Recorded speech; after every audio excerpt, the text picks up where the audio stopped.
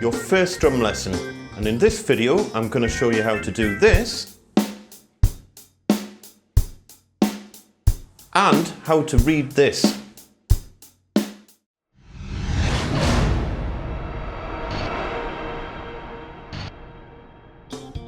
Right, before we start learning how to play the drums properly, pretty much everyone who wants to play the drums wants to know how to play a straight 8s drum beat. So this is what this lesson's all about, showing you how to do a straight 8s beat. Now before I start, there's a couple of assumptions I'm making here.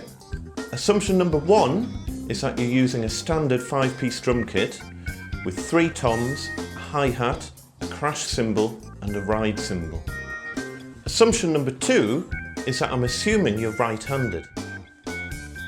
Now generally speaking, you're going to be using your dominant hand to play the hi-hat and your non-dominant hand to play the snare. So if you're right-handed, that means your right hand is going to be playing the hi-hat, whereas your left hand is going to be playing the snare drum. Now if you're left-handed, you've got some unique advantages as a drummer, because drums are one of those instruments where being ambidextrous can really help you. And the fact is that if you're left-handed, you're more likely to be ambidextrous than if you're right-handed. So option 1 is to set your kit up in a mirror image to a right-handed kit configuration. And then you just swap all your sticking around. So whenever I would say to do something with your right foot, you would do it with your left foot. And when I say do something with your right hand, you would do it with your left hand, and so on. Option 2 is to play open-handed on a right-handed kit configuration. Playing open-handed means that you no longer have to cross your hands when playing the hi-hat, and it encourages a more ambidextrous playing style. The choice is yours, but I would suggest going for option 2. As an added bonus, it also makes life a lot easier if you ever have to share a drum kit with someone at a gig. So to play this beat as a right-handed player, you'll use your right hand to play the hi-hat, your left hand to play the snare drum, your right foot to play the bass drum, and your left foot to hold the hi-hat closed. To play this as a left-handed player with your kit mirrored, you'll use your right hand to play the snare, the left hand on the hi-hat, right foot to hold the hi-hat closed, and left foot on the bass drum. And finally, if you're left-handed but want to play open-handed on a right-handed kit configuration, your right hand will play the snare, your left hand will be on the hi-hat, right foot on the bass drum, and left foot holding the hi-hat closed. So remember, in these videos I'm talking from the perspective of a right-handed player. If you're playing open-handed or on a mirrored kit, you'll be playing the drums in either of these configurations. So here we go, the first beat.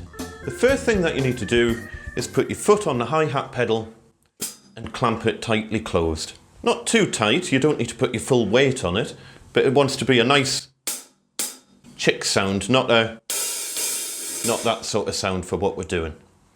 So the first thing you're going to do is hit your hi-hat and play your bass drum at the same time, like this. Now you might want to practice that a few times just to get used to playing them perfectly at the same time. You don't want this sort of sound, you want them perfectly at the same time. Once you've mastered that, you then want to play your hi-hat and snare drum at the same time.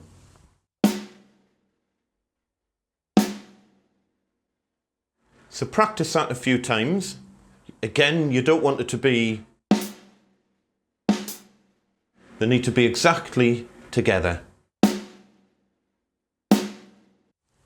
So now, you want to play your hi-hat and bass drum, and then your hi-hat and snare drum. And then just keep repeating that.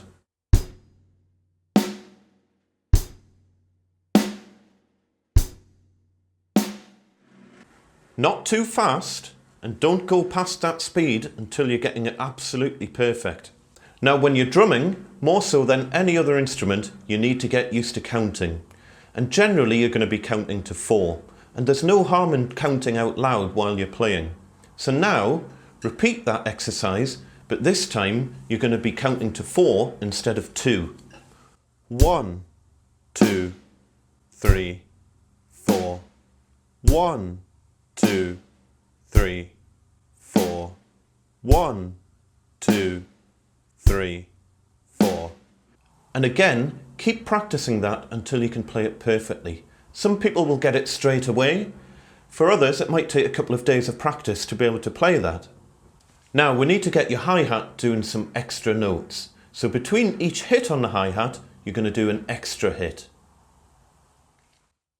1 and 2 and 3 and 4 and.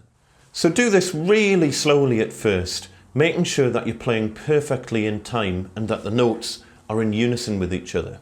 So you don't want this.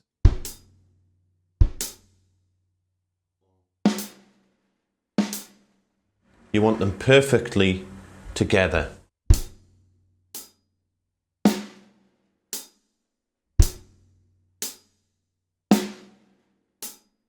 So keep looping around that until you can play it perfectly.